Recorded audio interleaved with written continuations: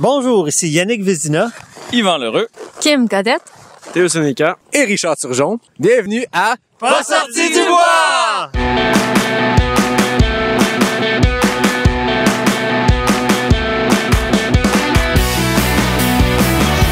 mesdames, messieurs, votre gagnant, c'est 110 km!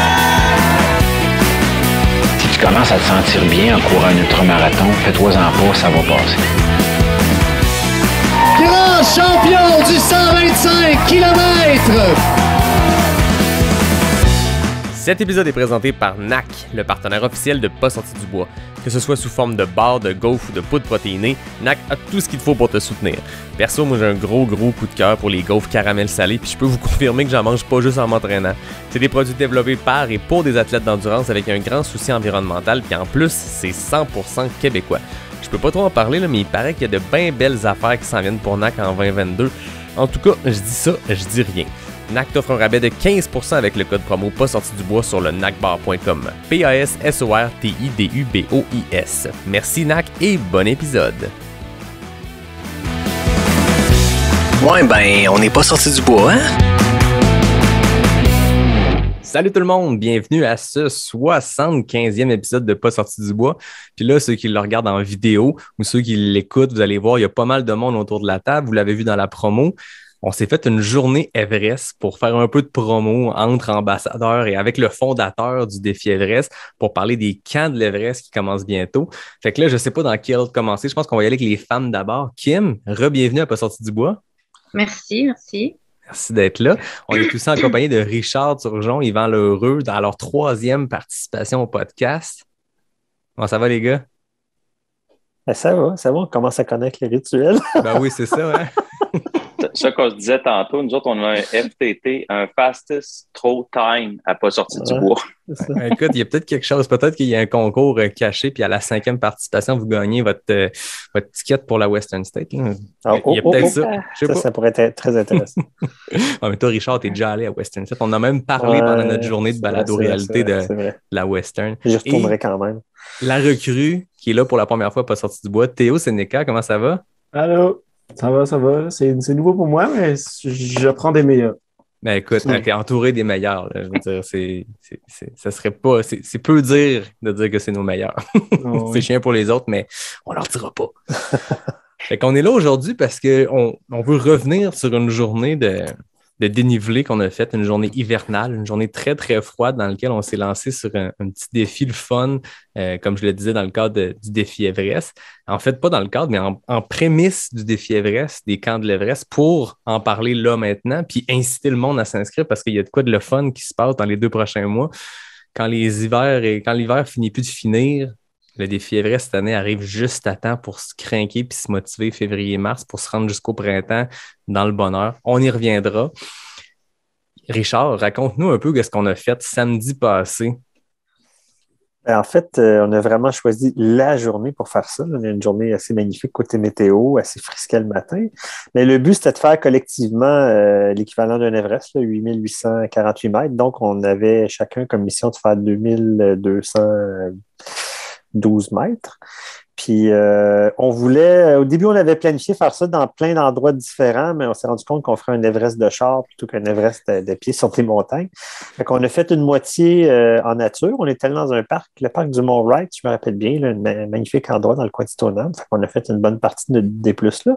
Après ça, on a fait un petit côté urbain, là, parce que dépendamment de qui participe, là, puis de où on se situe sur la planète, des fois, on a moins accès à la nature.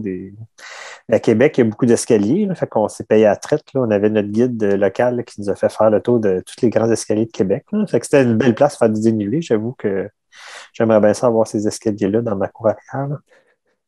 On a pu montrer aux gens que le défi Everest, ça peut se faire en nature, en montagne, en ville, un peu partout, dans des côtes aussi. On n'a pas fait tant de côtes, on a fait beaucoup d'escaliers, mais il y a moyen de s'amuser pas mal n'importe où.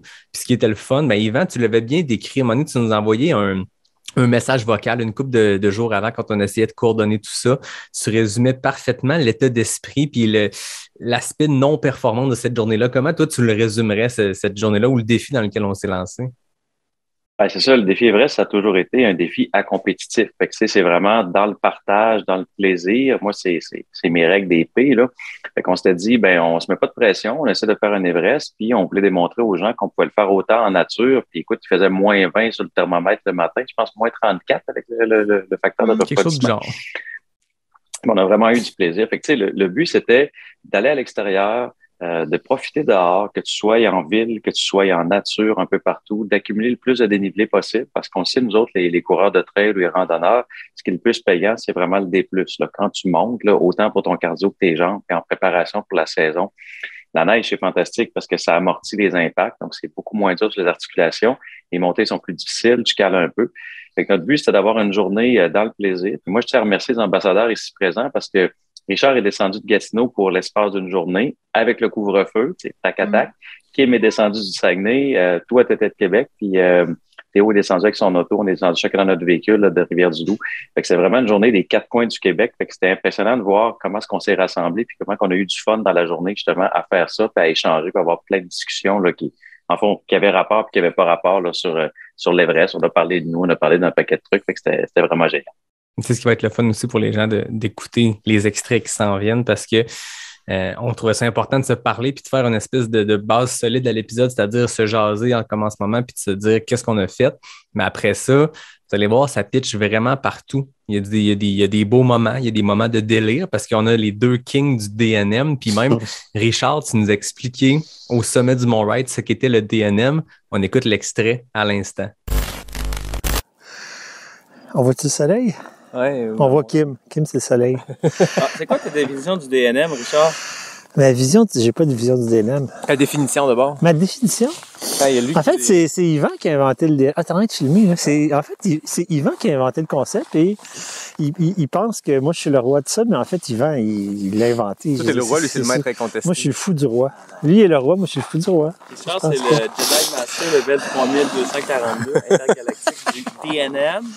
C'est une mesure scientifique. Puis il y a aussi le CG DNM, tu sais. Ça, c'est une autre étape. C'est le débit de niaiserie minute. C'est le CGDNM. C'est le crise de gros débit de niaiserie minute. L'épisode suite à votre cavale, le CGDNM. Crise de gros débit de niaiserie. On n'a pas encore commencé. On filme-tu ou on enregistre encore? Bon, on s'est donné une chance d'avoir plus de DNM, je pense, en changeant le concept, parce qu'on aurait tous fait de la route tout le temps dans nos chars il est pas peureux, cet écureuil-là. Salut! Qu'est-ce que tu fais là? Hey, c'est vraiment beau. Tantôt, j'ai demandé à Kim, c'était quoi le défi Everest pour elle? Puis ce qu'elle m'a sorti, là, en plus beau, c'est exactement la définition du défi. C'est vrai? Je t'ai dit du DNM. C'est une bonne ambassadrice. C'est une très bonne ambassadrice. C'est quoi? Si jamais Yannick me demande c'est quoi le défi Everest? Ben, faut que tu le dises pour toi. C'est pour ça que je te le dirai après. Là, mais faut que tu le dises pour toi, c'est quoi le défi Everest? Ça représente quoi pour toi? Ça. Ben, c'est un peu ça le but aujourd'hui. On enregistre, c'est ça pour vrai. On avait plein d'idées pour aujourd'hui, mais c'est de faire une journée à l'image du défi Everest, c'est-à-dire beaucoup de plaisir. Parce que moi, dans le défi Everest, j'ai cette notion-là, plaisir seul dans la montagne ou plaisir en gang. Puis là, on ressent un peu plus ça sur le défi Everest, dans le sens qu'on fait un même segment. Ouais. C'est du PD. On parlait des PD, des plaisirs du dénivelé. Ah, voilà. C'est la bonne définition. Ces acronymes. Je pense qu'un petit peu à l'image des... comment ça s'appelle l'ancien coach du Canadien? Là, les péronistes. Il y a un livre qui s'appelle Les péronistes. À un moment donné, il va y avoir un livre à ton nom avec un paquet d'acronymes. Les 3 P. Les 3 P à Yvan. Mais ça, c'est des trucs cliniques. Je travaille avec ça, avec les patients. Puis... la particularité. mieux. Les 3 P, c'est quoi? C'est pain, pâte, patate. Ouais. Non, c'est plaisir. Plaisir. Passion. Puis si tu as ça, tu peux accéder à la performance. Ouais. Mais si tu n'as pas les deux premiers, ton moteur émotif va s'épuiser et tu ne suivra pas. Pour faire ce qu'on fait, on est tous des gens qui font des ultras, donc beaucoup d'heures d'entraînement, ça te prend la passion et le plaisir. Sinon, c'est impossible de... Tu sais, je veux dire, on s'entraîne combien d'heures? Tu sais, le ratio heure par jour de compétition là, ou de sort, là, il est bon. Tu sais, je sais pas si t'es abonné à Strava, là, mais à la fin de l'année, il te sort un graphique avec le nombre d'heures puis combien de kilomètres. C'est ça, quand j'ai pas chaud. C'est ça. C'est quand même intéressant de voir ces chiffres-là. Si on veut accéder à ce qu'on fait. Faut que tu aimes t'entraîner, parce que c'est juste la cerise sur le Sunday que d'aller. Moi, je me rappelle au secondaire, je jouais au football, puis il nous disait que c'est le sport d'équipe qui a le plus d'heures d'entraînement pour le nombre de matchs au football. C'est vrai qu'il n'y a pas de game au football. Mettons, tu vas à NFL, il joue 12 games pour une game, qui en a 16 dans l'année. En trail, c'est un autre game, là. C'est pour ça qu'ils disent Any Given Sunday, eux autres, parce que, tu sais, ils jouent une fois. Et nous autres, tu vas t'entraîner 6 jours semaine pendant 52 semaines pour 2, 3, 4 dossards. Au baseball, ils jouent 200 games dans leur saison. Ah, c'est ça, c'est différent. Et puis, je te disais ça pour les patients parce que en médecine chinoise, psychologie, ça se dit Xin Li. Xin, c'est le cœur. C'est 2 mains qui reçoivent du feu qui descend du ciel. Fait que, tu sais, c'est l'ouverture sur l'émotion, le cœur céleste. Puis Li, ça veut dire rééduquer ou réapprendre. Fait que psychologie, c'est réapprendre au cœur à voir la vie. Puis c'est pour ça qu'ils comptent beaucoup d'histoires, les Chinois. Jamais ils vont te dire, tu devrais faire ça, Tu dis, c'est bien imagé, là, leur manière de penser. Quand mes patients partent, ils partent avec une histoire. Puis j'ai laissé aller, là, je leur raisonne pas la patente. La fois d'après, ils reviennent et disent, ah ouais, est-ce que tu m'as compté, là? Je pense que c'est moi le moralisateur. Des fois, il y a des gens qui ça va paraître moralisateur de dire, ah, tu devrais faire ça, là. Tu te racontes une histoire, attrape ce que tu veux dans l'histoire, mais applique-le comme tu veux aussi, puis les gens, ça le personnalise. Là. C'est ça. C'est ça. Puis il y a une facilité de l'incorporer, de l'approfondir. Donc, c'est ça. On va essayer de ponctuer avec une coupe d'extrait avant de vous pitcher ça en rafale à la fin. Mais il y a eu beaucoup, beaucoup de niaiseries. Puis c'était ça le but, là, d'avoir du plaisir. Puis je pense qu'on a eu du plaisir. Kim, est-ce qu'on a eu du fun dans cette journée-là? Oui, on a vraiment eu du plaisir. Puis comme tu le disais, Yvan, on est tous des ambassadeurs. Richard, Kim et moi-même. Toi, Yvan, ben, tu es le fondateur du Défi Everest. Puis Théo, ben, j'ai l'impression, Yvan, je t'ai baptisé le grand Manitou qui manie tout. J'ai l'impression que dans le Défi Everest, il y a Théo. Je ne sais pas ce sera quoi le nom. Je te laisse lui trouver un nom dans les prochaines semaines. Mais Théo, c'est l'homme de toutes les guerres. Il est partout dans le Défi Everest. Il est impliqué. Parce que moi, en tant qu'ambassadeur, je le vois aller dans tout ce qu'il fait. C'est assez exceptionnel. Théo, tu étais avec nous initialement pour l'aspect technique. Parce que là, moins 32, moins 34 ressenti que des micros. Ça a sa part de défi. Tu as filmé des shots qu'on va montrer aussi dans les prochaines semaines qui sont superbes. Mais en plus, tu nous as cumulé du dénivelé. Hein? Tu l'as dit tantôt, Richard, le but, c'était de cumuler 8848 mètres à 4. Finalement, on a cumulé, d'après moi, un 9-10 000 à 5 parce que Théo, à nous suivre, à prendre des images, puis juste pour le simple plaisir d'être avec nous aussi, puis de faire des montées, tu as fait ta part en masse. D'après moi, sinon, on a fait un 2300 chacun. Théo doit avoir au moins un 1500 mètres d'impact cette journée-là. Comment tu as trouvé ta journée, toi? Ah, moi, j'ai vraiment apprécié ça. Au début, c'était froid, là, comme vous l'avez dit. Là. Puis je me suis dit, ben, tant qu'à avoir froid, je vais essayer d'aller courir avec vous. Puis les courbatures étaient là les jours d'après. C'est bon signe. Vous autres, les gars, Kim, les jours d'après, comment ça s'est ressenti, ce 2300 mètres-là comme tu le disais, Yvan, au début de journée, c'était bon pour le corps. On était dans la neige, on était au Mont-Wright. Après-midi, de l'asphalte, les escaliers, ça rentre. Moi, je sais que les mollets ont été têtes une couple de jours après. Vous autres, comment ça s'est passé la récup? Ça a bien été. Le lendemain, excuse Richard, j'étais un peu raide, là, sérieusement, parce qu'on voyait qu'on avait poussé dans la neige. Puis en passant, si les gens ne le savent pas, Yannick, là, il y a des méchants mollets. Il a couru sur la pointe des pieds jusqu'au 34e kilomètre tout le long. Il était en avant, il était en feu. Mais le lendemain, les adducteurs, un petit peu en dedans, là, tous les stabilisateurs, là, c'était comme ça faisait un peu chochotte. Moi, j'ai fait ma petite course de récup de 16-20 kilos le lendemain. Puis en revenant, j'étais comme, wow, ça a travaillé la veille. T'sais. Mais c'est un peu le but des camps de l'Everest, c'est tu sais, les camps, on les fait pas, on fait le mois de l'Everest au mois de septembre, mais les camps, on les fait vraiment dans la période la plus froide. Tu sais, pour donner le goût aux gens là, de se challenger en février, avec le retour des beaux jours après ça en mars, là, mais d'arriver à d'aller affronter la nature, d'aller affronter le froid, les sentiers, là, quand c'est vraiment la période la plus dure de l'année de le faire. Exact. Toi, Kim, le lendemain, comment ça allait? Moi, ça allait bien. Ben, en fait, comme Yvan, là, je trouvais que mes mollets étaient raides. Mais j'étais allée faire des intervalles avec mon club, puis c'est pas les mêmes muscles, fait que j'ai été capable de courir comme si j'avais pas rien fait la veille. Là. C'était surprenant. Mais oui, les raideurs des mollets ont resté quand même 2-3 jours. Là. On se rappelle que Kim a remporté la course finale parce qu'à la fin, on était tous un peu fatigués, pétés des jambes. On a trouvé un escalier pas loin du stationnement où on était. Puis à ce moment-là, Richard voulait donc atteindre son 800 mètres pour l'après-midi. C'est Richard, il y avait un toc sur ce chiffre-là. Pendant que Kim, moi, les autres, on avait déjà 800 sur nos montres, sur nos selles. Richard, lui, l'avait pas encore pour une raison obscure. C'est ça le secret de la force de Richard, c'est que son GPS lui donne jamais assez. Fait qu'il faut toujours qu'il en fasse plus que les autres. Fait qu'on s'est mis à se lancer des petits défis dans les marches parce qu'on se rappelle que, revenons en décembre à la Racine d'Or, ceux qui ont vu ça, moi, je l'avais mis sur Instagram. Je pense que Yvan, tu l'avais mis sur Facebook. Yvan et Kim ont fait un bras de fer après quelques bières à la Corrigan après le gala. Il y avait comme une compétition qui était déjà commencée. Tantôt, j'y reviendrai. On a eu des compétitions, oui, dans les escaliers, mais aussi des compétitions de questions avec l'Arnaque. Un truc que j'ai beaucoup aimé, Yvan, dans la journée, on a parlé de plein d'affaires, mais Yvan nous ramenait à l'essentiel de notre journée, l'aspect passion, partage, tout ce qu'on a eu comme plaisir, mais aussi de le ramener au défi Everest. Tu en es le fondateur depuis longtemps. Puis tu as demandé en début de journée à Kim, ça voulait dire quoi pour elle, le défi Everest. Donc, on écoute l'extrait. Le défi Everest, c'est se surpasser psychologiquement, physiquement, entraider les autres pour voir le positif au-delà du négatif. Ben, en tout cas, pour moi, puis c'est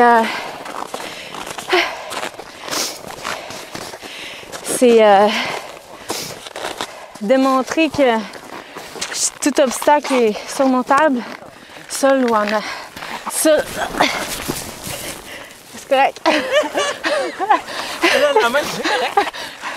Finalement, non. Seul ou en groupe. Bravo! Non, Yvan, il m'a perdu. Ben oui, je donne la main, je va être correct. Je repars, je me reviens.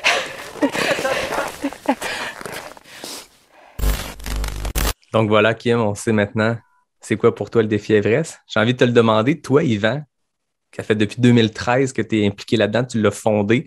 Ça veut dire quoi pour toi, le défi Everest? Est-ce qu'entre-temps, cette définition-là pour toi, ce why-là, a changé? Aujourd'hui, qu'est-ce que ça veut dire pour toi? Ben, le défi Everest est devenu plus grand que nous-mêmes, plus grand que moi. Là. Tu sais, le grand mot du défi Everest, ça a toujours été ensemble. Puis moi, c'est mon mot quand on travaille dans les équipes puis tout ça. Fait que, tu sais, on est parti d'un truc à Rivière-du-Loup. Par une journée pluvieuse, on a ramassé 58 000 $ avec 2 mois de préparation avec une petite équipe pour 3 organismes. On s'est dit, hey, wow, il y a quelque chose à faire avec ça. Tu sais. L'année d'après, on a diversifié, puis on a touché 40 organismes. Puis depuis le début du défi Everest, on a redonné 1,5 million à 390 quasiment 400 organismes. Fait que, tu sais, ça a toujours été une notion de partage, une notion, tu sais, c'est un dépassement de soi qui touche une communauté puis qui permet aux autres d'offrir, d'aider les autres, d'aider sa communauté. Fait que le défi a toujours été ça. Puis le défi Everest n'a jamais ramassé de sous pour lui, à l'exception des camps d'Everest qui sont une levée de fonds propre, mais on redonne à 100% les montants. Fait qu'on a créé une chose qui est unique au Canada, qui est le don orienté. Fait que quand les gens envoient des montants par les équipes durant le mois de l'Everest ou durant les défis réels, ben, la Fondation du défi Everest redonne 100%, on paye même les frais de service. Fait qu'on a créé quelque chose qui est plus grand que nous-mêmes, puis qui a permis d'aider là, des centaines d'organismes et de faire bouger plus de 10 000 personnes, enlève les 2 années de pandémie, mais plus de 10 000 personnes participant depuis les 9 dernières années. Fait que, le défi Everest, c'est ça, c'est une grande création, c'est une grande synergie de tout le monde, là, puis ça se passe ensemble. Oui, puis tu l'as dit tantôt, 58 000 la première année, mais au total, depuis 2013, on parle de 1,5 million qui a été amassé et donné. C'est énorme, c'est exceptionnel. C'est ça, ça donne un sens à ce qu'on fait. Je me rappelle, je ne me rappelle pas dans quel épisode avec quelqu'un, je parlais de Bromont, le Bromont Ultra, qui a aussi une vocation caritative, puis on disait, tu sais, des fois, on fait notre sport pour nous. Oui, on le fait pour la communauté. Oui, on le fait pour rencontrer des gens, mais on le fait pour nous, pour notre bien-être. Puis des fois, c'est dur de trouver un sens dans tout ce qu'on fait. Des fois, la vie bouge, puis on perd un peu notre focus, notre why. Moi, j'aimais beaucoup Yvan. La première fois que je t'ai reçu au podcast, on avait parlé de ça, cette notion-là de trouver son why, sa raison. Des fois, on peut le perdre ou ça peut changer, ça peut évoluer. Mais quand on fait des défis sportifs rattachés à une levée de fonds, que ce soit le défi Everest, les camps de l'Everest, que ce soit une course comme le Bromont Ultra, la course Cryo aussi qui ramasse des fonds, on dirait que ça donne un sens supplémentaire. Ça rajoute une grosse couche de why sur le top, puis 1,5 million en moins de 10 éditions. En fait, là, ça va être la 10e édition.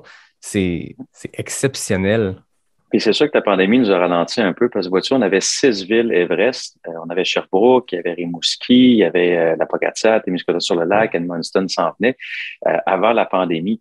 Fait que, quand on pense la dernière année, on a eu entre 4 000 et 5 000 personnes inscrites dans différents défis Everest, villes Everest en réel. Fait que depuis 2 ans, on a remis 300 000, mais c'est des années virtuelles où est-ce qu'on a fait des activités, on a continué de faire la promotion, d'aider des organismes, mais à vraiment un plus faible niveau parce que les gens n'avaient pas une participation qui était en présentiel, on va dire.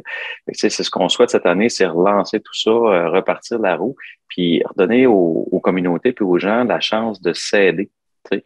Puis comme tu le disais, quand ça vient du cœur, puis ça vient de l'âme, puis que tu fais pas seulement pour toi, mais tu as l'impression d'être porté par quelque chose qui est plus grand que toi, ben c'est ça qui amène à faire des grandes choses, puis que les gens participent ensemble, parce que le but est pas seulement un petit peu égotique de gagner ou de réussir quelque chose, mais vraiment d'aider, puis de faire la promotion, ben c'est complètement autre chose. Là, comme tu le disais, le Bromont Ultra, c'est exactement le même principe, la course cryo. Fait que c'est tous des bons défis, mais qui en plus vont rajouter une couche de glaçage sur l'arbre, là, qui va permettre là, de rendre ça shiny. Là, Exact. Puis moi, ce que j'aime cette année, c'est le format des camps de l'Everest. L'année passée, j'avais voulu m'inscrire. Ça durait pendant 8 mois. J'étais blessé en début de saison, puis mon physio me disait pas de dénivelé négatif parce que c'était la bandelette, mais si tu veux pas faire de négatif, c'est dur de faire du positif puis redescendre en chairlift à chaque fois. Fait que j'avais un peu passé à côté, mais j'avais regardé ça de loin, puis je voyais les gens le faire, puis ça me titillait, puis je trouvais ça beau. Mais là, le format cette année est un peu plus court, puis je pense que c'est ce qu'il va rallier, je l'espère, beaucoup plus de gens. Théo, veux-tu nous parler les camps de l'Everest cette année? C'est quoi la formule? C'est ça, comme tu l'as dit un peu, là, contrairement à l'année passée, cette année, c'est juste sur 2 mois. C'est beaucoup plus rapide. Puis on a comme un peu repensé les objectifs pour que ça soit et accessible à tout le monde et aussi que les plus mordus, là, peut-être si quelques-uns d'entre ce call-là là, soient titillés aussi. Là. Mais c'est ça, on a comme des nouveaux objectifs, c'est plus court. Puis on a essayé de vraiment puncher plus ça, là, de plus communiquer, de plus aller faire des petits défis à droite à gauche. On a encore quelques surprises qui s'en viennent, mais je pense que c'est comme un peu plus intense pour que, mettons, tous les gens qui fassent de la trail soient prêts en mars, puis que le défi soit derrière eux. Oui, puis le placement de l'année est parfait, je trouve, je le disais en intro, mais pour la plupart des gens, février et mars, c'est les mois où l'hiver finit jamais de finir. Février, on est dans l'hiver, les 2 pieds dedans, mais à chaque année, j'ai l'impression autour de moi, j'écoute les collègues de travail, même moi, je m'écoute des fois le dire. Mars, on s'attend tous à ce que ce soit le printemps qui commence, puis mars est toujours un mois d'hiver pur et dur, puis à chaque année, je sais pas, le monde oublie, puis rendu le 20 mars, le monde sont découragés de la neige, puis t'es comme, ben, c'est le même depuis toujours. Mais là, on dirait que d'avoir cet objectif-là, ça ajoute, tu sais, d'aller faire du dénivelé. On est tous capables de trouver une côte quelque part, que ce soit une côte urbaine, une côte en nature, puis de cumuler, puis d'avoir un why à notre entraînement, peut-être parce que les courses sont encore loin. C'est le temps de se mettre du dénivelé dans les jambes, puis c'est le moment. On parlait tantôt de ce qu'on a fait comme défi, le matin en nature, l'après-midi en ville. Kim, c'est quoi, toi, ton endroit de prédilection en tant qu'ambassadrice du Saguenay-Lac-Saint-Jean? C'est quoi ton endroit de prédilection pour aller cumuler du dénivelé? Pour le dénivelé, j'aime beaucoup les Monts-Valin. J'aime beaucoup les Monts-Valin parce que je sais pas comment le décrire, c'est un lieu qui est calme.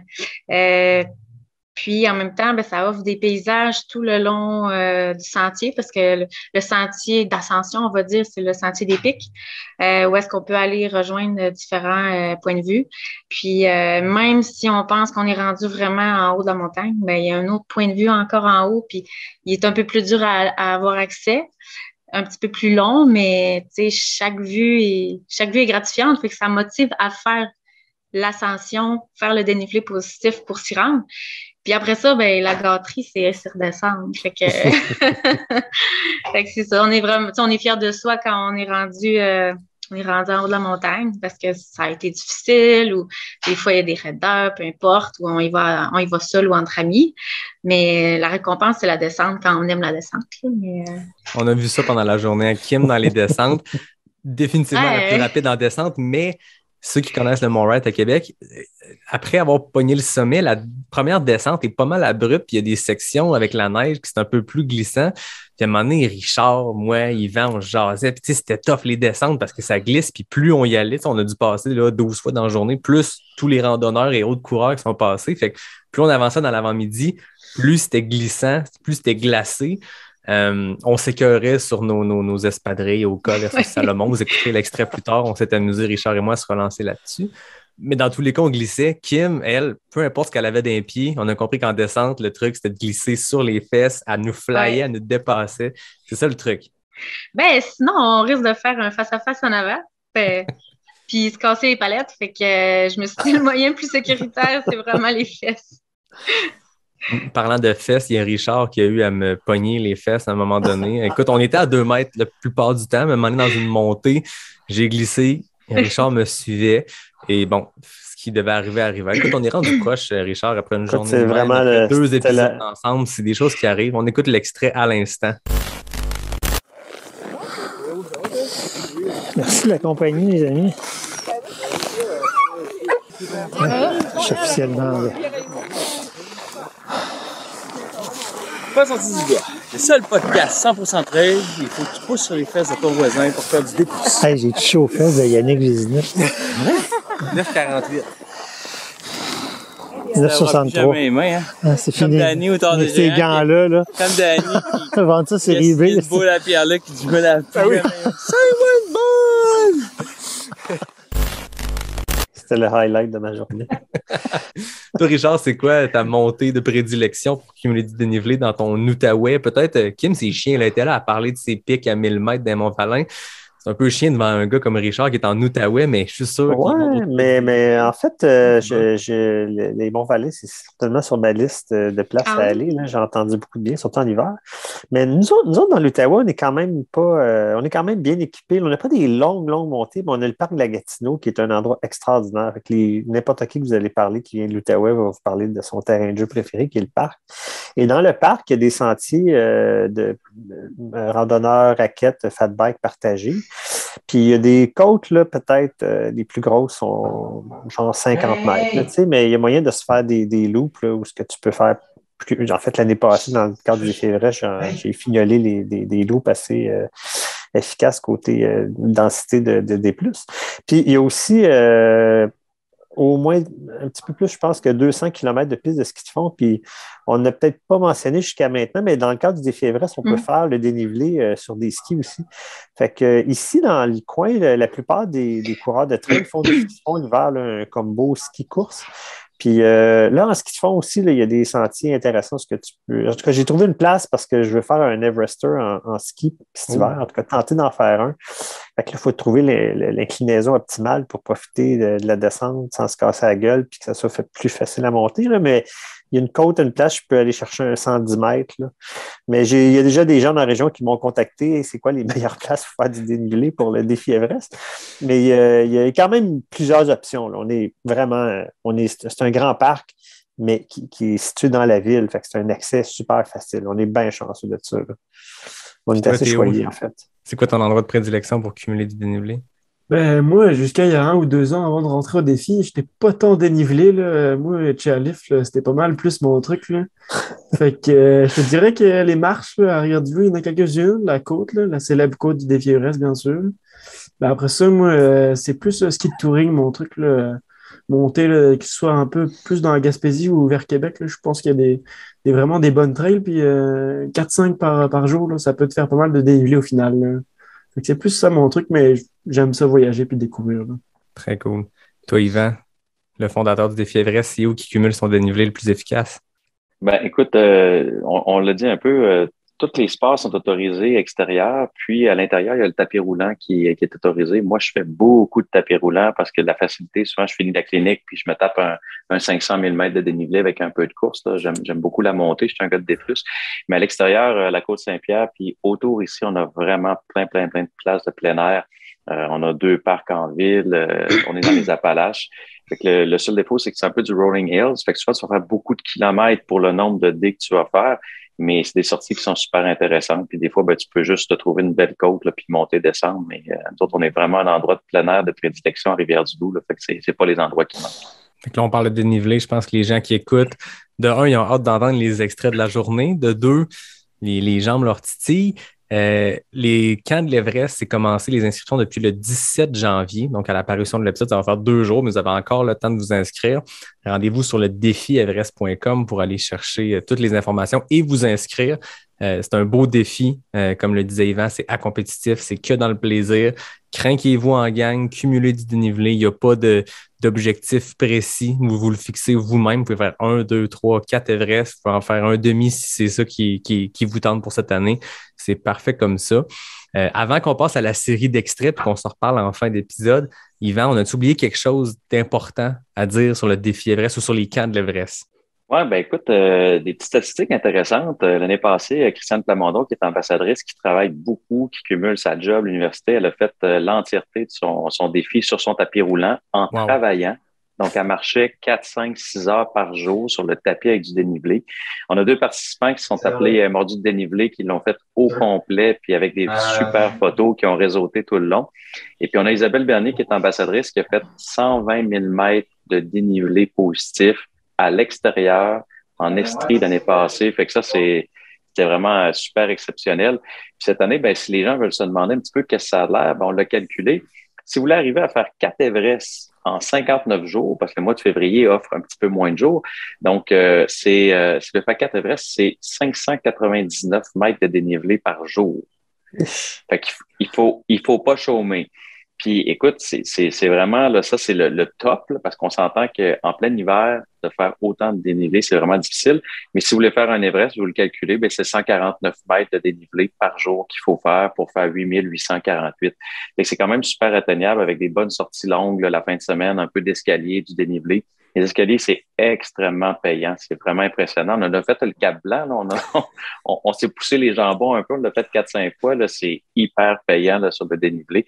Fait que c'est un peu ça. Fait que c'est encourager les gens à se lancer, puis à y aller un petit peu à tous les jours, puis à se modifier, à en faire toujours un petit peu plus. Puis nous autres, les ambassadeurs, vous allez animer plein de camps, de petites formations, de petites rencontres durant tous les 2 mois. Fait que je pense que ça va motiver les gens, puis de pousser vos photos puis vos sorties. Puis ça va donner le goût aux gens d'aller voir votre coin de pays aussi. Ça, c'est vraiment important parce que un début des camps, c'est qu'est-ce que ça a l'air chez toi l'hiver? Qu'est-ce qui se passe? C'est quels sentiers qui sont beaux? Là, ben, ça donne le goût. Là, Kim nous parle des Monts-Valin depuis un petit bout de temps. Ben, c'est sûr que moi, je vais aller faire les Monts-Valin en été ou en hiver. Là, fait que c'est un peu ça, c'est de partager nos coups de cœur en même temps qu'on se dépasse. Exact. Les Monts-Valin, c'est un incontournable. J'en ai parlé souvent. Puis Kim est une ambassadrice superbe pour ta région. Écoutez, moi, je vous propose qu'on se lance dans l'écoute en rafale des extraits parce qu'il y a vraiment du bon contenu là-dedans. Donc, on se laisse là-dessus puis on se reparle à la fin. Pour une tempête de neige. Ouais. Comment tu as résumé notre journée d'aujourd'hui? Aujourd'hui, c'est une journée de... Moi, je suis beaucoup acronyme, mais c'est 2 P. C'est le partage et le plaisir. Parce que j'ai demandé à Ken tantôt de donner sa définition. C'est quoi le défi Everest?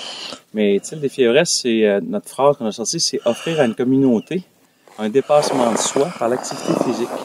Et surtout, l'aide à autrui dans un acte de collaboration. C'est cette portion-là qui est vraiment intéressante, là, d'utiliser la course comme telle pour être un levier pour aider les autres. Un peu ce qu'on fait aujourd'hui, nous autres, on n'a pas eu besoin de personne pour venir ici aujourd'hui. Richard est descendu de Gatineau, Kim du Saguenay, nous autres on est descendu du Bas-du-Fleuve.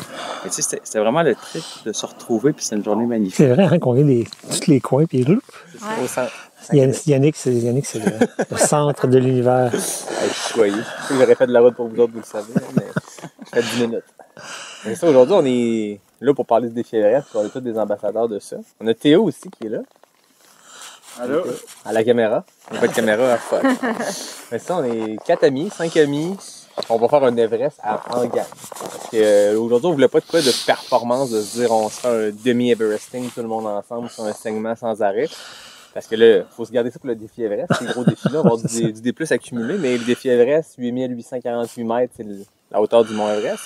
Fait qu'à 4, aujourd'hui, on va se le taper. Puis en plus, Théo fait des boucles avec nous autres, fait qu'on va clairement fêter le 8848. Puis on avait le goût aussi de montrer que le défi Everest, ça se fait en nature comme ce matin. Donc ce matin, on est au Mont Ride dans le coin du Stoneham à Québec. Magnifique journée. Puis l'après-midi, on va être dans le milieu urbain. Parce que le défi Everest, ça se fait aussi en urbain. Puis le côté partage à 4 aussi, tu dois faire. Là. Exact, c'est là qu'il y a moyen de faire le défi Everest dans le plaisir, dans le partage. Et pour la bonne cause aussi. Mais c'est aussi une occasion de se regrouper légalement. En ce moment, on est en nature. On est tous à 2 mètres présentement pour le record. T'as des longs bras? J'ai des très longs bras. Fait que là, on est à 1158 selon... 158, c'est qu'on va faire un genre de 2 petites boucles. Puis on va partir après ça manger une petite soupe quelque part. Puis on va finir ça avec... On va faire de l'escalier en ville. C'est sûr.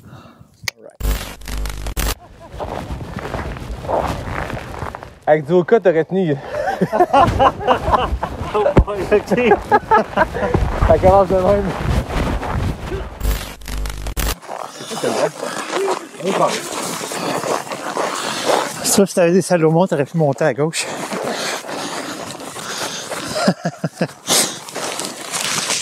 Marianne après la Ce qui est arrivé, c'est que moi, je me suis toujours auto-coaché. Puis, il y a une année, Éric, moi puis Benoît, on a appliqué pour aller à l'UTMB. Puis les odds d'y aller, c'était à peu près 1 sur 3. Comment? Non, justement. Eux autres, ils ont été épuisés, puis pas moi. J'étais tellement jaloux, là. Mais moi, je m'étais dit, un des 3 va y aller, on sait pas lequel. Puis je me rappelle de me lever dans la nuit, dans la nuit, tôt le matin, pour regarder les résultats de la pige sur mon ordi. C'est en ordre alphabétique. Puis là, je vois DE, accepté. Ah, c'est wow. Cool pour Éric. Là, je descends les tourneaux. Accepté. Je dis, ah, c'est wow, 2 sur 3. Surgeon refusé. Puis moi, là, tu pourrais demander à ma blonde, je suis pas un gars jaloux dans la vie. Mais là, j'étais profondément jaloux. Est-ce que je trouvais ça pas juste? Mes 2 chums y allaient, puis pas moi. Fait que... on va prendre une bière pour jaser de ça. Puis Éric, il me dit, oui, tu appliques pour un dossard solidaire. Tu connais le principe? Ouais, hauteur aussi, je pense qu'il y en a. C'est 2000 €. Fait que là, je me dis, avec 2000 €, c'est quand même pas mal d'argent, là. Là, Éric, il dit, oui, tu connais plein de monde, tu fais une levée de fonds, parce que en fait, les dossards solidaires, tu peux décider de le payer de ta poche, mais c'est qu'ils te joignent à un ONG. Il y a une liste d'ONG qui sont linkées à l'événement. Puis c'est que tu ramasses 2000 € qui s'en va à l'ONG. C'est quand même une bonne idée, là. Non, parce que un coup que tu as ramassé ton 2000 €, faut pareil que tu payes ton inscription. Moi, j'aime beaucoup le concept du dossard solidaire. Fait que Éric puis Lisanne, Richard, fais ça, nanana. Là, moi, je trouvais que ça avait pas de bon sens. Fait que je laisse tomber ça. Mais ma blonde, ça, c'est l'hiver que j'ai eu 50 ans. Ma blonde, elle l'a fait pour moi, dans mon dos. Ouais, elle a contacté l'UTMB. Puis, ça, faut que tu fasses ça rapidement, là, parce qu'il y en a 50, là, puis ça part dans le temps de le dire. Là. Fait que, ce qu'il faut que tu fasses, c'est que tu fasses un dépôt de, je pense que c'est 500 € pour dire, tu sais, je vais le faire, là, je vais ramasser 2000. Puis elle me le dit pas. Puis là,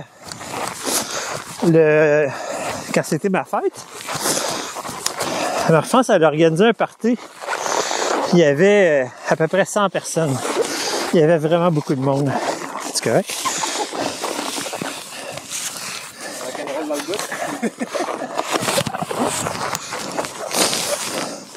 Puis à mon party de fête,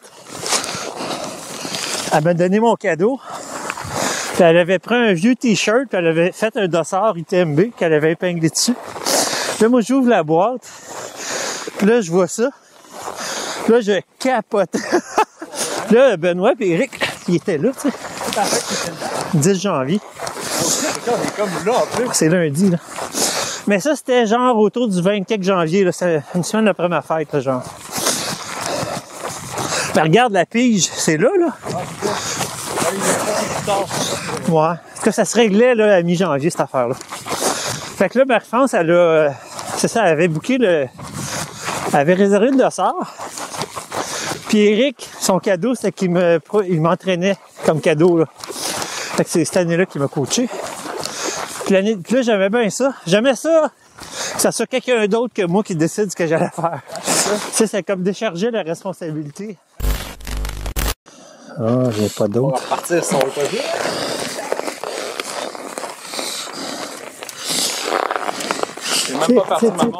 Tes golf nac là, que tu parles toujours, là, que chaque fois que je l'écoute, je dis, si on a l'air bonne juste à t'écouter, ben, après Le lendemain qu'on a fait le gala, j'étais allé skier à la forêt. Et il y avait, merci, il y avait Julien, puis oui, Joanie. Johnny était là. Puis il m'en avait amené, hein, ils m'en ont donné 2 au caramel salé. Puis sérieusement, là, c'est bon chien. C'est vraiment solide. Je pense que je vais m'en commander une boîte. Aujourd'hui, on va peut-être un peu gelé, là. Non, puis j'aime la texture puis tout. Tu sais, c'est pas juste le goût aussi, là. C'est, moi, faut que ça passe. À la fin, c'est la seule affaire qui passait. Ouais. J'ai cassé un petit morceau, puis j'avais l'air Un petit morceau à la fois. C'est commencé des fois à la fin d'un ultra. C'était moi. Tu penses qu'il passe? On va reprendre ça. Yes, sir. Il resterait un 800. Mais je te dis, en ville, tu vas être surpris. En ville, c'est. Dans des escaliers. Les escaliers, là, ouais, c'est sûr. Les 200 côtes. mètres, là, non, 15 minutes. Parfait. J'avais dit que j'avais le record québécois d'escalier, de monter l'escalier. Ah oui, ça. Encore. Il y a Ah oui, c'était pas à Toronto, dans la tour. La Tour Scott à Montréal, c'est à 40. Ah oui, oui, oui, Tu l'as fait, avec des pompiers, là. 25 fois en 5 heures. Ça fait combien de mètres? 33 300 quelques marches. 33 000. Aïe, aïe. Ça, Mais c'était ça, dans mon le chum, temps c'est de- du power bra, mais j'avais la hanche. Tu fais-tu servir des power et tu servais des rampes pour te Mais moi, tirer? je suis upper chest, beaucoup, Ouais, tu sais. mais Fait que il y avait quand des t'arrives rampes. sur le coin, le truc, c'est que tu pognais la pôle, puis faut le dire, la contre-marche, c'est pas très haute. La marche était longue, la contre-marche, pas. Fait que c'était à coup de 3. Fait que, tu sais, j'étais vraiment en flexion. Puis quand j'arrivais aux choses, il y a 40 Tu soignais à râteau fois du... 2. Fois 2. Fait qu'à chaque fois, je me pognais sur la rambarde du haut, je mettais le pied, je m'ouvrais, il y avait le pli articulaire de fait. Puis là, je soignais sur la hanche, j'allais chercher la 3e marche. Fait que quand je mettais le pied sur le plateau, je montais. Les pompiers étaient en tabarnak. Il y en a qui se passaient pas. C'est un concours de pompiers. Le chef des pompiers de Montréal est venu me voir. Il était 2. T'as faire une job. Tu fais dans la vie, toi? Je dis, je suis un médecin chinois, je suis acupuncteur. Il dit, demain matin que tu passes à mon bureau, t'as une job. Tu vas être runner. Je dis, c'est quoi ça, runner? Il dit, ça, là, c'est le gars que quand les échelles peuvent pas y aller, il pogne son chat. Cours avec les hausses. La dernière montée, je l'ai faite avec 2 hausses packs de 40 livres. Jusqu'en haut. Juste pour les Ça bails. pèse Mais combien, le pompier qui ça? était en tabarnak, il voulait pas se tasser. À un moment donné, j'ai dit à un gars, j'ai dit, peux-tu te tasser? J'essayais de passer, puis il m'empêchait de passer. Tu faisais de l'obstruction. Si tu prends ton gaz égal. Là, j'ai dit, mon grand innocent, là, tu sais, là, la steam a monté. Je l'ai comme. J'ai attendu. Le style m'a monté, il a sorti sa hausse puis il t'a arrosé. Ouais, c'était un colon. C'était un colon. Ah, en passant, au Saguenay, il y a une baigne. Ils disent une baigne au Saguenay? Hey, mais oui, c'est une des affaires. Tu sais, vous disiez qu'à Gatineau, ils disent une baigne, là. Mais moi, je suis pas de Gatineau, là, mais ça fait longtemps que je vais là. OK. Non, mais dans le vidéo, vous dites, on va demander à Richard, à Gatineau, ils disent ça. Puis ils disent pas une baigne. Ils disent une baigne. Ah ouais, tu regardes, c'est une baigne. C'est un baigne. Ouais. Ça a l'air qu'au Saguenay, c'est une Ils baigne. disent une baigne. Ah ouais? Ils disent quoi? Une baigne. Parce que le lac puis le Saguenay, on sait que c'est un clash. Là.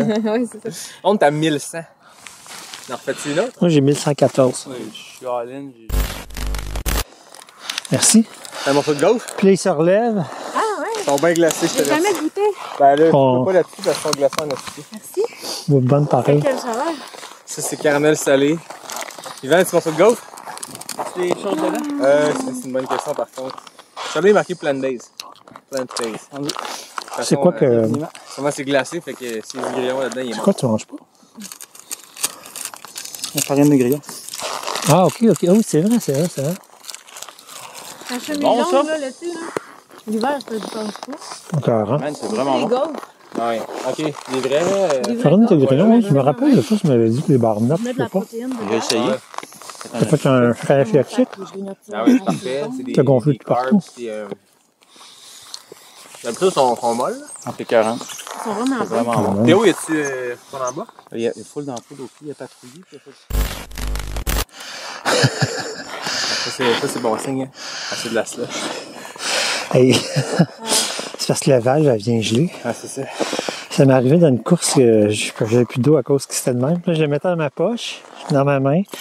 Puis là, ça dégelait un peu, j'avais comme gorgé. La neige, quand même. Moab. Ah, ouais. Moab, là, c'est du désert là, en partie, mais tu traverses 2 chaînes de montagnes. Puis la deuxième, les montagnes de la salle, là, la dernière qu'on monte, c'était, je pense que c'est 4000 mètres, 3500. Puis cette année-là, il y avait une tempête de neige, ils nous avaient fait. On est allé un petit peu moins haut, puis on avait contourné ailleurs. Là. Oh, ouais. Puis c'était pendant la nuit que je suis passé là, c'était la dernière nuit. Puis quand je redescendais, là, mes bouteilles étaient gelées, puis fallait que je la réchauffe avec ma main, une petite gorgée, je la réchauffe. Hey, ça, là, il m'est arrivé une bonne histoire, là. J'ai des amis, tu sais, Moab, c'est une mecque de vélo de montagne. Ah ouais. J'ai des amis dans mon quartier, là, que... Bon. Il l'a fait? Dans ta main? Ouais. Ouais, il mange dans l'arbre. C'est bon, hein? C'est bon, les gros snacks.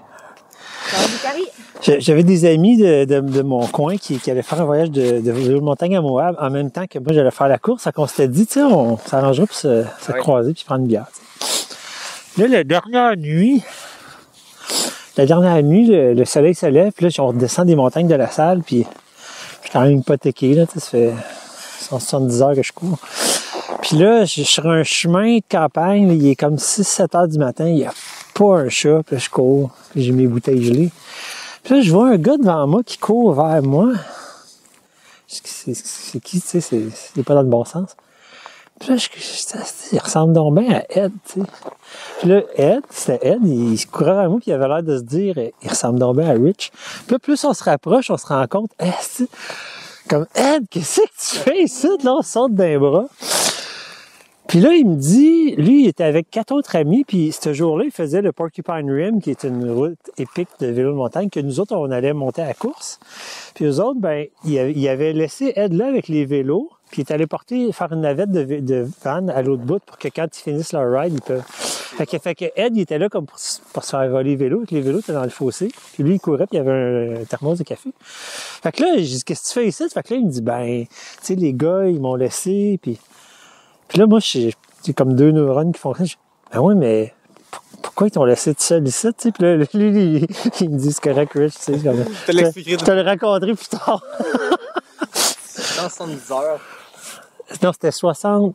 Tu sais, ça m'a pris 78 heures. Fait que il était genre à heure. Ça faisait peut-être 65-70 heures. Je courais, c'était le matin, puis j'ai fini dans l'après-midi. Okay. Mais croiser Ed en Utah dans un chemin, c'était pas planifié, là. C'était quand même un bon hasard. C'était une hallucination s'il était là pour vrai. Non, il était là pour de vrai parce qu'on s'en parle encore aujourd'hui. On est allé prendre une bière à leur chalet le lendemain. Non. Glacier, ça m'a comme staclé un peu. Je restais avec un espèce de fatigue pulmonaire. Ben, c'est vrai que c'est pas banal ce que t'as eu non plus, là. J'ai passé au-dessus du Mont Blanc. C'est que moi, si vous voyez pas un morceau de poumon. Mais c'est quoi que t'as fait exactement? Hein? C'est quoi que t'as eu exactement au Tour des Glaciers? Je peux faire du mal des montagnes.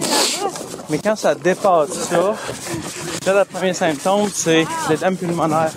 OK. Les poumons se remplissent d'eau. OK. J'ai entendu quelqu'un qui respire difficile, là. Ah oui. Les poumons étaient à moitié plein d'eau. Quand j'ai décidé d'arrêter, je sentais plus mes mains, mes pieds, puis j'avais les lèvres engourdies. Mais ça, c'est parce que c'est pas juste les poumons, là. C'est qu'ils commencent à faire des l'édème cérébral. Ouais, c'est ça. Parce que j'ai eu. J'ai parlé beaucoup avec Gabriel Philippi, j'avais déjà rencontré 2-3 fois, on parlait de ça.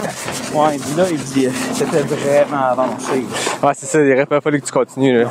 Et moi, l'erreur, Martine, elle l'a dit à son podcast, c'est que moi, je suis moumoune de l'altitude. Tu sais, j'ai fait de l'alpinisme, mais j'ai besoin de 2 fois plus d'acclimatation que quelqu'un d'autre. OK. Tout le monde a des super pouvoirs puis des super plats, là, ben c'est ça. Mon super plat, c'est ça. Merci, Boulac. Glissez-vous, vous autres? Un peu, oui.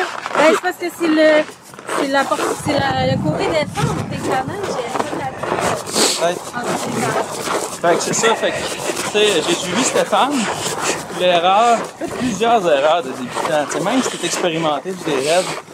J'étais allé à la vitesse de Stéphane. J'avais fait beaucoup d'entraînement de course avec Charles plus Caval. Et Charles avait commencé à m'entraîner ben oui. Pas mal tard. Fait que, tu sais, si je courais, mon gars, ça allait bien. Fait que quand j'ai pogné le 100, là, j'ai commencé à... ça allait pas bien, t'sais. Pas de gaz, tu sais, t'essaies de monter, puis là, ton cardio monte, puis là, tu viens souffler.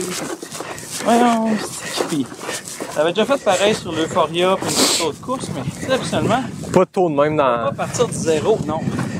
Tu vas pas partir de zéro à 3000 mètres d'un coup sec, tu sais. Ah, c'est ça. Lors des glaciers, la moyenne est entre 2500 et 2006. OK. Là, je vais pas arriver avant, la COVID, nanana. Fait que je dis OK. Fait que j'ai pris du Diamox pour le mal d'altitude, en dose de prophylaxie, de prévention. Quand j'ai vu que ça allait pas bien, j'ai commencé 48 heures avant, là j'ai embarqué full dose. OK. C'était no use. Normalement, c'est Diamox, descendre en bas de 2500 pour les symptômes de mal d'altitude. Là, on parle de étourdissement, maux de tête, essoufflement léger, tout ça. On parle pas d'un édème pulmonaire sévère. Ah, c'est ça. Fait que ça a fait Ton erreur, vraiment, l'exploitation. Ouais. c'est l'erreur. Ben, tu sais, c'est un gars qui vient de la pharmacie. Puis, bon, on va essayer la voie pharmaceutique. C'est pas le fun, je l'ai jamais essayé. Ça a pas... Quand je suis arrivé en bas, là, contacté par Richard, là, 3 jours assis, du lit assis au fauteuil dans l'appart, 10 mètres. Je l'ai essoufflé. Ah ouais. Je montais 10 marches, au centre-ville, à un moment donné, les lampes sont nouées, je suis arrêté, là, mais 2-3 minutes. Aïe aïe. J'ai pris 2-3 minutes à remonter les 10 autres marches. J'étais incapable de faire un effort, ça calait. Puis, c'est combien de temps que l'eau reste dans les poumons comme ça? Ma 4e journée, ça avait beaucoup diminué. As-tu bu beaucoup de bière pour essayer d'absorber l'eau? Beaucoup de liquide. Au début, j'ai arrêté de Diamox. Et je l'ai repris après. J'aurais pas dû arrêter. OK. Parce qu'au Maillard, t'es quand même à 1400, 1200 au Maillard.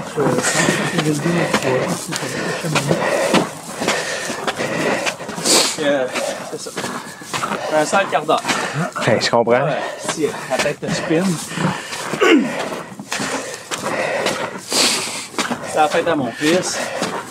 Là, je m'en suis voulu de pas être là. C'est beaucoup d'investissement. Moi, l'argent, c'est jamais content. Mais tout l'engagement, puis le coût l'argent. C'est ça, le temps d'investissement, puis tu voyais ce que tu manquais, puis... Je suis revenu. Allez, là. Ah, c'est ça. Je pars avec ces souliers-là. Première sortie 200 mètres. Ça faisait 8 ans que ça ne peut pas arriver. Je me vire la cheville. Ah, si. Déchirure. Le gars du long m'avait checké. Déchirure de la capsule du quatrième méthode. Comme un œuf que tu ça se prépare pas. Aïe, aïe. On fonctionne dessus. Ça, c'est des douleurs? Ah, c'est comme un coup de pied à glace. Un peu. OK. Là, c'est 1097. OK. Ça va se néroser. Ça va se passer.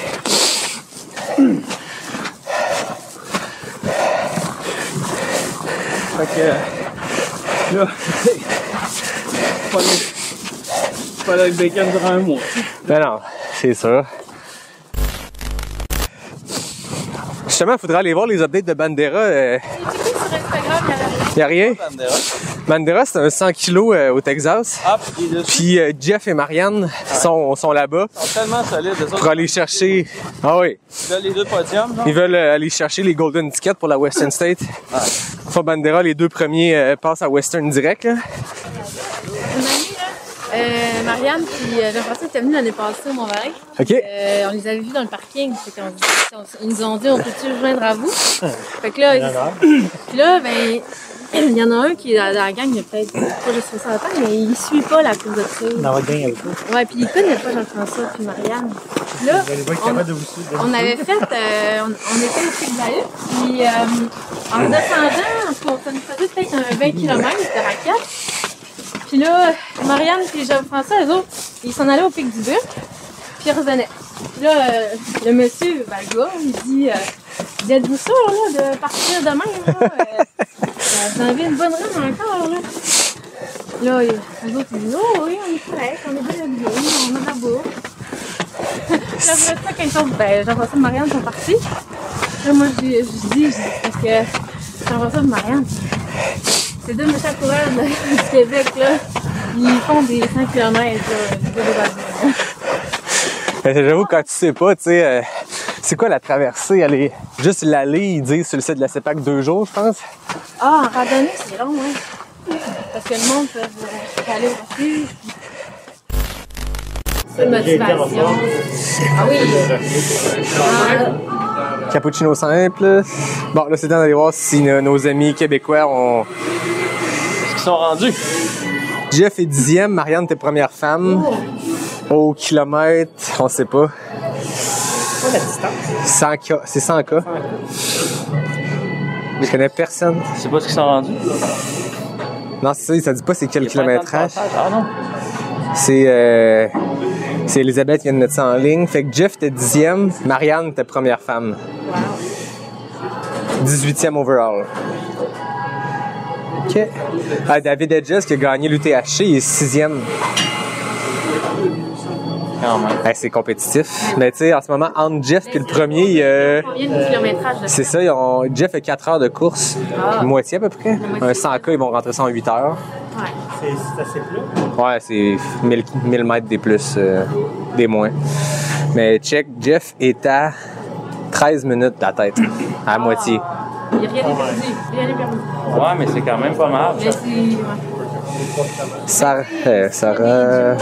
qui tombent à gauche puis à droite, là. C'est ça. Marianne a 11 minutes, c'est la deuxième. Fait que d'après moi, ça va. Si on leur ticket, ils vont. Ils veulent aller. Ouais, ils sont là pour ça. Ouais. Tout le monde doit tout écrire. Il y a des journalistes qui sont comme ça, mais toi, pour la course au Québec, c'est ça. Là. Tranquillement, ouais, à cause de l'UTHC TV. Puis ramasser de l'info, puis... Ouais, puis tu sais, quand je suis chez nous, puis si ça me tente, pendant les courses, j'aime ça faire un peu des updates, fait que le monde suive. C'est des courses de même, c'est dur à suivre, là, tu sais, il n'y a pas d'update. Par exemple, moi, cette année, j'ai dormi à l'UCAV. Fait que j'ai regardé tes stories. Pour voir où ça en était. Oui, parce que moi, j'ai dormi. Moi, j'ai dormi 4-5 heures pareil. Là. Je me suis levé tôt pour voir la fin de l'UTMB. C'est assez allongé. Allongé, parfait, merci. Non, je vais rien encore. Good! Tu veux y aller, toi, Théo? Je peux y aller, mais Ah oui. en vrai, j'ai quasiment pas parlé dans l'épisode. C'est pas grave. T'es là, puis tu vas être là dans l'épisode recap. Hey, tu fais partie de l'épisode, Théo. Oh shit, ça fait des belles photos. 1, 2, 3. Je me sens comme un homme mitraillette. À l'UTHC, je m'avais pris 820 000. 820 000? Non, mais pas là, 820 000. Il y a un corps que je garde, tout le reste, c'est soit flou, soit c'est des rafales. Tu sais, mais donc, quand tu shootes comme ça, là, Non, mais 820 000, Mais des ça trucs regarde à bien 200 000. ça doit être plus 82 000 ou quelque chose de même genre. 82 000. Pour vrai, c'est énorme. Ah, faut qu'on bouge, là. Ouais. Hey, c'est le Français qui a pas de truc sur la tête. Là. Ouais.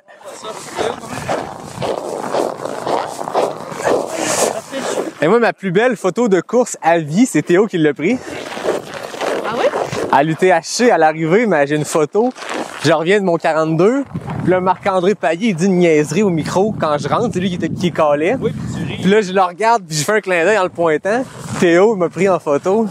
Moi, je maïs toutes les photos. Celle-là, Théo, je vais la ressortir dans 20 ans en disant « Regardez comment j'étais beau quand j'étais jeune! » Non, mais tu sais, des photos, c'est des fois jamais naturel. Puis une photo de course, c'est toujours une face de cadavre. Ouais. Tu sais, une photo finish d'un 100 000. Là. Mais là, c'était un 42, j'étais arrivé, j'étais heureux.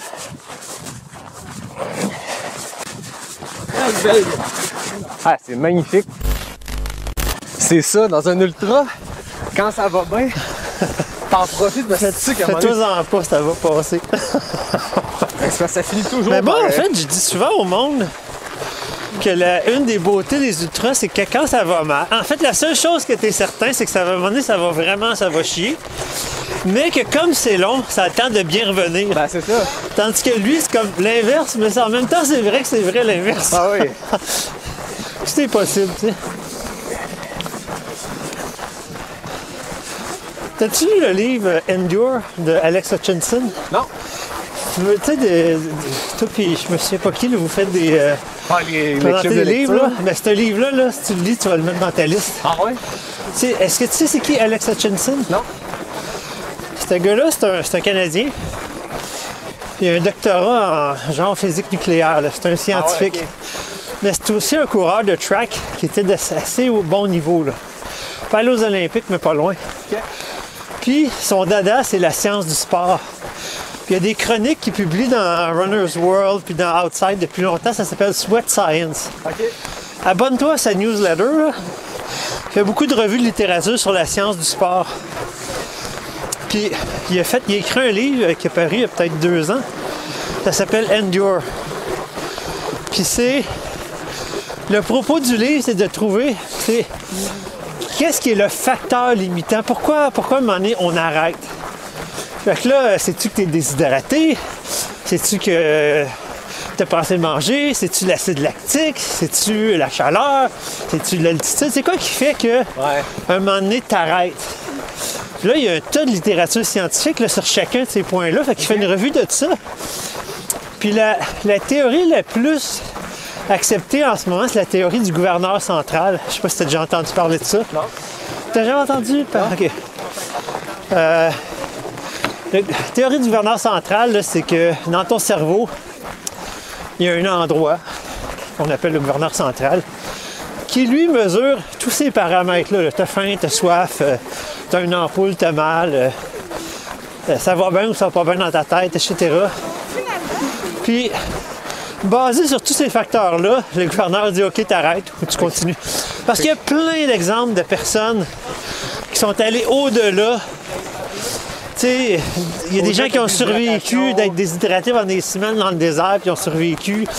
Il y a des gens qui ont levé des charges incroyables dans des situations de stress parce que leur enfant était pris en dessous d'un auto. Tu sais, il y a quand même une manière de unlocker un potentiel. Là. Le gouverneur central, si tu le maintiens de bonne humeur, ben tu vas aller plus loin. Fait que si pour toi c'est de manger des glosettes, ou bien de manger une gaufre ou d'écouter de la musique de X,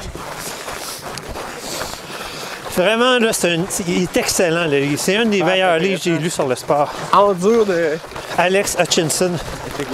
Je vais t'envoyer ça. Puis tu t'abonneras. Moi, ça m'a toujours intéressé la science du sport. Là. Fait que je t'abonnais à son newsletter, puis c'est hyper intéressant. Ah, c'est bon ça. Puis dans son livre Endure, il raconte, au début de la préface, il raconte que quand il était étudiant à McGill, il est allé à un track meet à Sherbrooke à un moment donné. C'était un coureur de 1500. Okay. C'était une course qui n'était pas super importante parce que il y en avait une 2 semaines après aux États-Unis qu'elle était importante pour lui. Fait qu'il s'en va faire son 1500 sur la piste intérieure. Puis il fait un tour de piste, puis il y avait un gars sur le bord de la piste qui connaissait pas, qui donnait des splits aux coureurs. Okay. Puis là, il fait un tour, puis il se sentait pas comme top. Le gars qui donne le split, tu sais, ces coureurs-là, ils savent exactement leur vitesse. Oui. Fait que là, le gars qui donne les splits, il dit, tu sais, je sais pas moi, combien de secondes. Là. Puis là, c'était un bon temps. Puis là, dans sa tête, il se dit, Caroline, je me sens pas super, mais tu sais, j'ai bien couru mon premier tour, tu sais. Il passe au 2e tour, il se refait donner un split. Il dit, shit, man, tu sais, je suis en train de faire une maudite bonne course. Finalement, il se donne, il fait son PB. Ah ouais. Puis après ça, après la course, un de ses partenaires d'entraînement, il va le voir, il dit, hey, le gars qui donnait un split, là, était dans le champ complètement, c'était pas bon ses chiffres, tu sais. Puis là, il raconte cette histoire-là pour dire, tu sais, parce que dans ma tête, j'y croyais que je faisais un bon temps.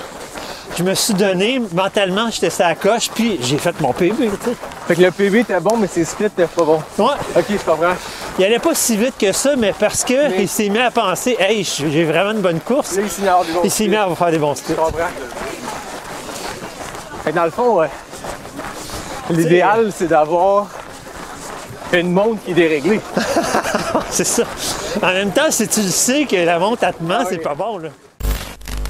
Fait que comme vous avez vu, on a eu beaucoup de fun dans cette journée-là. J'espère que vous avez autant de fun à nous écouter que nous, on en a eu à le faire. C'était vraiment trippant. Je tiens à vous remercier, Richard, Yvan, Théo, Kim, d'être venus dans ma belle région de Québec, dans le nord avec Stoneham, puis après ça au centre-ville.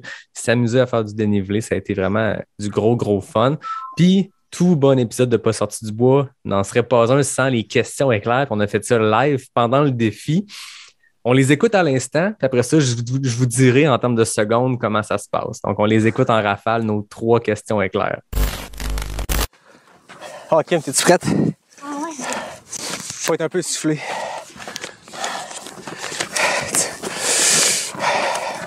Prise 2 avec micro qui marche. Route ou trail? Trail. Des plus ou des moins? Des plus. Descente roulante ou technique? Hiver ou été? Hiver. Nac, bar ou golf? Golf. Glace ou racine? Racine. Bâton, pas de bâton? Pas de bâton. Des plus urbains ou en nature? Nature. Switchback ou abrupt? Switchback. Mon Everest ou mon right? Mon vrai. Faut que je check après les chronos, là. Bon, tu prêt, Yvan? Yvan, Richard. Oui. Richard, en plus, t'as un micro. Bon. Route ou trail? Trail. Des plus ou des moins? Des plus. Descente roulante ou technique?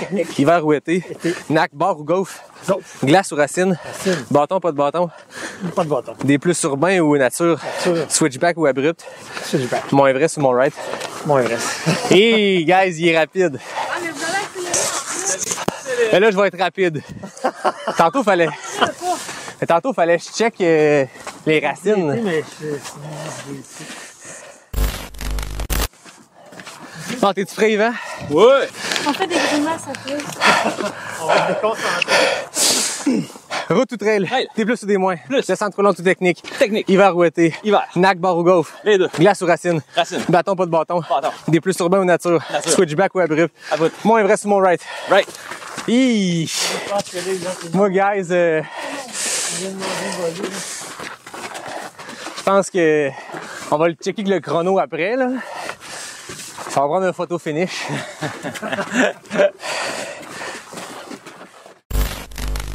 Donc voilà, je pense que vous avez hâte de savoir en termes de temps qu'est-ce que ça veut dire parce que c'est tous très rapide, je le disais tantôt. Écoutez, les trois se classent dans le top 5 des meilleurs temps ever. La personne la plus lente des trois, c'est Richard, en 15 secondes. Ah, mais on s'entend que le FKT masculin est à 14 secondes jusqu'à tout récemment. Donc Richard, tu nous as fait ça en 15 secondes. Donc on revient à notre duo de bras de fer, Kim ou Yvan. Théo, selon toi, qui a remporté entre les deux les questions avec l'arnaque? Si je me souviens bien, là, Kim a enchaîné les escaliers avec toi, puis ça y allait, là. Fait que je sais pas. Honnêtement, je dirais Kim. Kim a fait ça en 13 secondes. Donc, Yvan, est-ce que tu penses que tu as été plus rapide ou plus lent que Kim? Je pense que...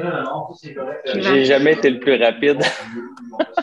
Sauf aux questions éclairs, parce que Yvan, tu nous as fait ça en 10 secondes. Wow! Le King! 10 questions en 10 secondes, c'est le nouveau FKT all-time de tous les temps, le temps le plus rapide de l'histoire de Pas sorti du bois. Incroyable. J'y crois pas. Là, vous êtes sûr qu'il n'a pas sauté de questions, là? Il les a toutes. Je me souviens que Yvan puis toi, Yannick, vous parliez très vite. Ah, ben c'est ça, parce que vous étiez tous témoins des autres. Mais ouais, j'ai pas sauté de questions, on est allé le plus vite qu'on pouvait. Fait que je pense que le truc, c'est de le faire dans le Cap Blanc, derrière l'escalier du Cap Blanc. C'est là que ça va vite. Fait que tu sais, 15, 13 et 10 secondes, Yvan, je te félicite. Moi, je pense qu'on devrait faire pipi à Yvan dans un petit pot et tester ça. Là. Moi, je pense que t'es jaloux parce que je risque d'aller à la Western State pour ça. Ouais, c'est ça. Tu vas aller chercher un Golden Ticket. Parlant de Golden Ticket, hein, on a jasé de ça pendant la journée de Jeff Cochon, Marianne qui était là-bas. Donc voilà, c'est tout. C'était vraiment le fun de revenir sur cette belle journée ensemble. On l'a vécu ensemble pendant ces 6, 7, 8 heures de temps qu'on a bougé. Ça a été vraiment très fun, mais c'est le fun d'y revenir une semaine plus tard, de réfléchir là-dessus, de réentendre ces extraits-là, puis de voir à quel point on a eu du fun. Moi, j'avais bien peur, l'aspect technique à moins 32 ressenti. Théo, je te lève mon chapeau. On a réussi à capter du très bon son dans des conditions glaciales. Ouais, c'était pas facile, là. Disons que le micro était proche de geler à chaque fois qu'on arrêtait. Là. Fait que, non, mais c'était le fun. Là. Les batteries ne duraient pas longtemps, mais même moi, j'ai eu bien du fun à vous suivre et à immortaliser ces beaux moments. Là. À Québec, moi, j'ai vu des très belles places, là. Même dans le fret. C'était vraiment cool de se balader là-dedans. Là. Ouais, puis les petits plaisirs étaient super intéressants. Tu sais, Monet, vers la fin, on finissait, puis Yannick, il nous a dit hey, je vais vous payer un café. Fait qu'on est allé chercher des corrados, des expressos, tout ça. Puis, tu sais, moi, je conseille aux gens, là, amenez-vous du chocolat chaud, du café, payez-vous des petits plaisirs. J'ai retenu ton truc, Yannick, hein, je vais faire ça en ville, moi aussi, ici, là, quand je passe. Tu coupes ta run en deux pour amener un petit peu moins d'eau, tu arrêtes d'un petit café, tu cherches une brioche, quelque chose. Ça, c'est vraiment, ça a été une journée de bonheur. Ouais. Ben, merci à vous tous. Ça a été vraiment une magnifique journée. Merci à tout le monde. Beaucoup de plaisir. Tout à fait. Merci à tout le monde. À la prochaine. On écoute ça mercredi. Bon défi, Everest. Bye tout le monde. Amusez-vous. Merci tout le monde. Bye. Bonne soirée. On leur donne 5 secondes, Kim? Ouais, après. Non, pas de 5. Pas de 5 secondes. 3, 2, 1, top! 5, 4, 3, 2, 1, top! On va y aller! Pousse! Pousse! Oh! Attention, Kinga, Là, c'est du flat. Elle a battu Yvan pour te faire un battu l'escalier. On a touché à milliseconde. Ex-seconde, je pense que ça va la photo finish, on ne l'a pas. Good job. Hey, c'est fait? Il y avait encore de l'énergie. Mais... Je pense qu'on devrait continuer un autre 500 mètres. À nous 4 ici, on a un Everest.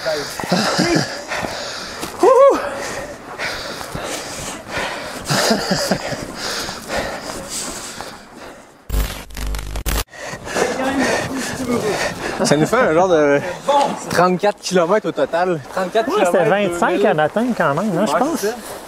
Là, j'étais à 9,67.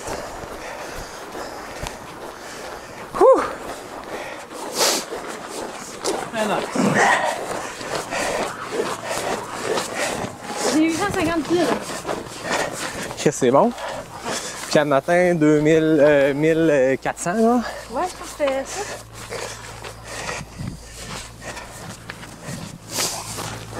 De toute façon, on n'était pas là pour la performance, on était là pour le partage et le plaisir. Ouais, c'est ce qu'on a vu sur les 4 dernières montées. Ah, c'est ça.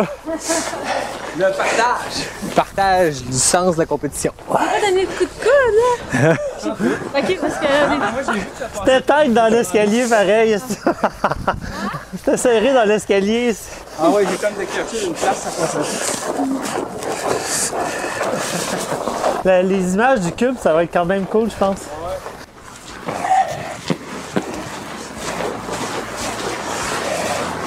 Qu'est-ce que tu as fait aujourd'hui? Je sais pas. Quelqu'un qui cherchait des raisons.